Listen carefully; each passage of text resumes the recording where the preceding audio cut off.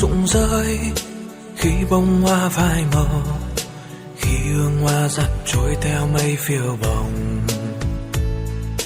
Còn riêng ta một mình đứng giữa đông hoang tàn, bao yêu thương lúc xưa bây giờ hóa vàng.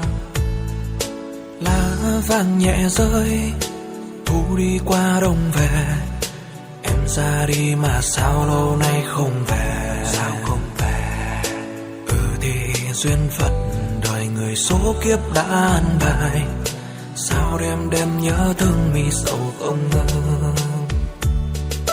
Cánh hồng đã úa, giấc mơ cũng dần tàn, đành quên lãng đi người ta từng yêu.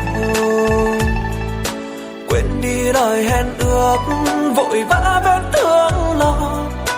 Dù biết sẽ khó khăn nhiều, nhưng sẽ cố vượt qua. Hận đời cay đắng, tiếng yêu thua lợi giành. Bàn tay nắm không chặt thôi đành buông. Đông qua rồi xuân đến, mà cánh hoa đâu còn. Mùa xuân không có hoa, đời buồn thế lệ rơi.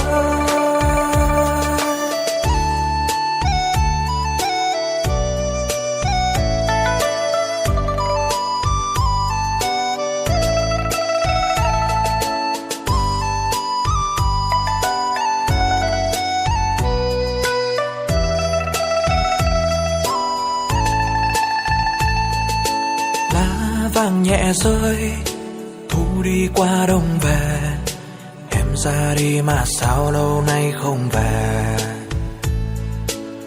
Thì duyên phận đời người số kiếp đã an bài, sao đêm đêm nhớ thương mi sầu không ngờ. Cánh hồng đã úa, giấc mơ cũng dần tàn, đành quên lãng đi người ta từng yêu. Quên đi lời hẹn ước, vội vã vết thương lòng. Dù biết sẽ khó khăn nhiều, nhưng sẽ cố vượt qua. Hận đời cay đắng, tiếng yêu thua lợi giành.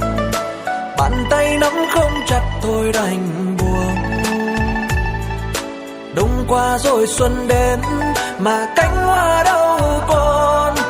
Mùa xuân không có hoa, đời buồn thế lệ rơi. Cánh hồng đã úa, giấc mơ cũng dần tàn, đành quên lãng đi người ta từng yêu. Quên đi lời hẹn ước, vội vã vết thương lòng. Dù biết sẽ khó khăn nhiều, nhưng sẽ cố vượt qua. Hận đời cay đắng, tiếng yêu thua lợi giành. Bàn tay nắm không chặt tôi đành buông.